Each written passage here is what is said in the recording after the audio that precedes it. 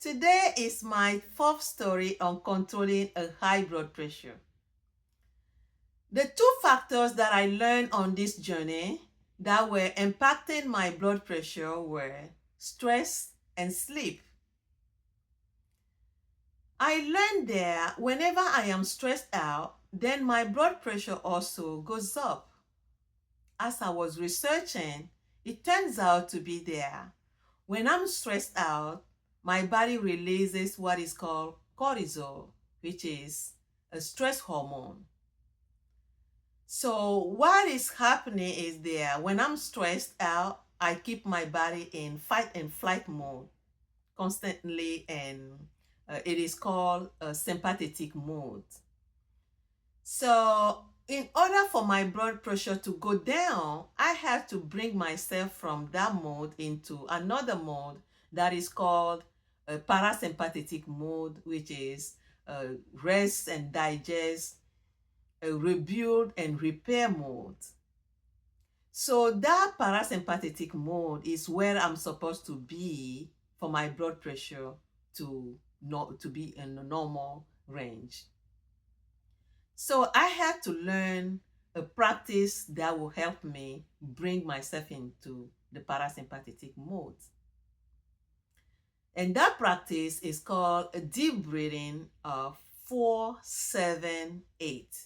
That means that I have to inhale 4 seconds, hold it for 7 seconds, and exhale for 8 seconds.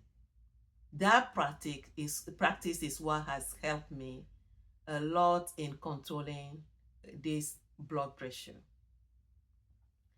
So another thing that I do is to go for walk in the nature, look at the trees.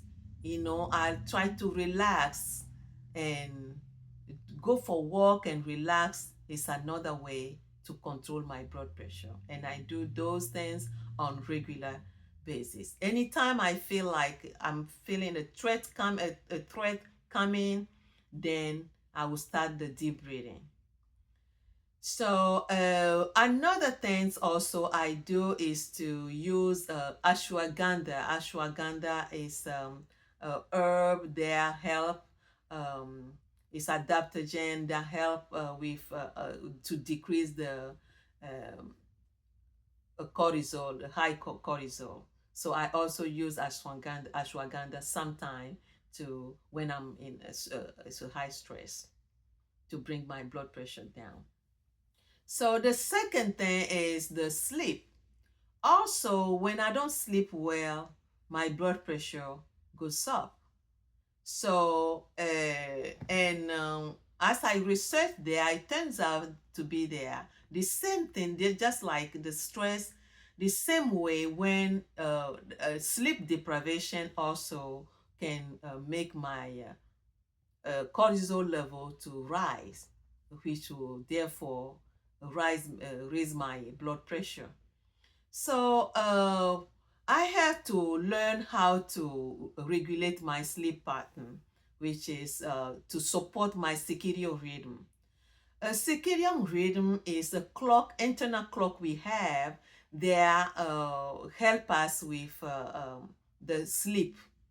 So to regulate my sleep pattern, I have to support the circadian rhythm, which is waking up at similar time every day. So if I wake up a similar time every day, it doesn't matter whether it's in a weekend or not, I have to wake up a similar time, and that regulate my sleep pattern, make me to sleep well every night. But if I don't do that, then my sleep messed up, then my blood pressure will start going up again. So another thing also I practice for to sleep well is to get off from my screen, whether it's a computer or TV or a phone. I have to get up like 2 hours before bedtime. So practicing those are helping me also to normalize my blood pressure, because regardless what I do, diet or whatever, if I don't if I don't sleep well or I am stressed out, my blood pressure still goes up, rise. So I have to be practicing the factors there will help me normalize my blood pressure. All the factors, I practice them all together every day so that I can normalize my blood pressure. So today is the end of my story, and I'll stop here. What is your story? How are you dealing with high blood pressure? Are you also doing these practices? So if you are, let me know. Put in the comments. Give me your thoughts.